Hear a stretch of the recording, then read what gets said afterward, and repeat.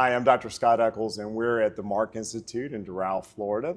And I have with me Dr. Craig Glaiberman, who's an interventional radiologist and works with Epica.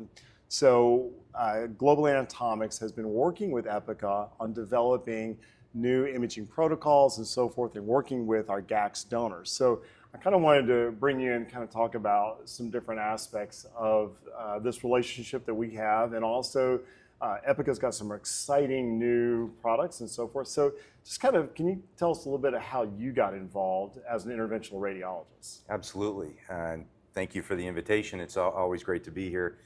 We've known each other for a number of years, but it does come by way of Epica and through veterinary medicine.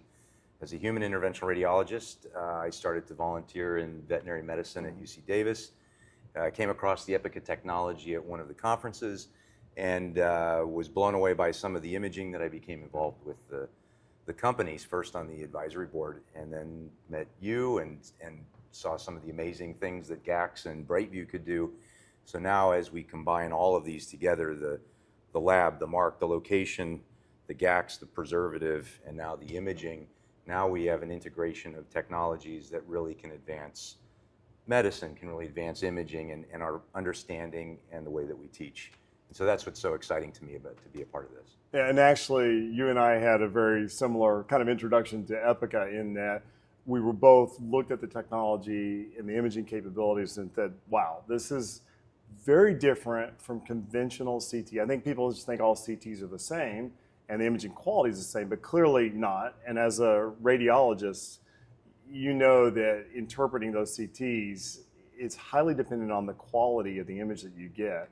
Absolutely. And you know, we're looking here off camera at this new the machine for humans, and it's very exciting because we've been scanning this whole week and looking at human tissues, and it's amazing the imagery we're getting, looking at muscles, tendons, and everything else, just without even contrast added. And then you start adding in the contrast studies, and it just comes to life. So where do you see this going? Like, what do you see first? So I'll make a two-part question, but where do you see imaging in human medicine going? And second, when we're talking about developing these protocols, these techniques and everything, how do we incorporate the GACS donors, the specimens, in really developing this? Yeah, it's a large topic, but yes, yes, for sure.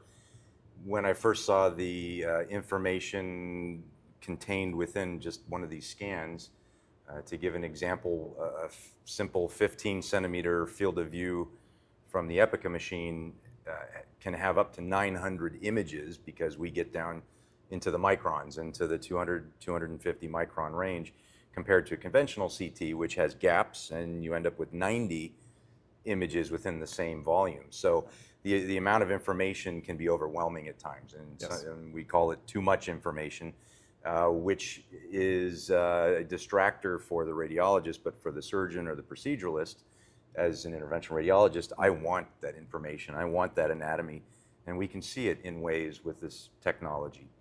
So take that and now apply it to education, simulation, and something in the lab where now you can show all of this tremendous anatomy as you're learning and developing bioskills. Having too much information now becomes a benefit rather than a negative. And then translate that into the operating room where surgeons can come out with more confidence.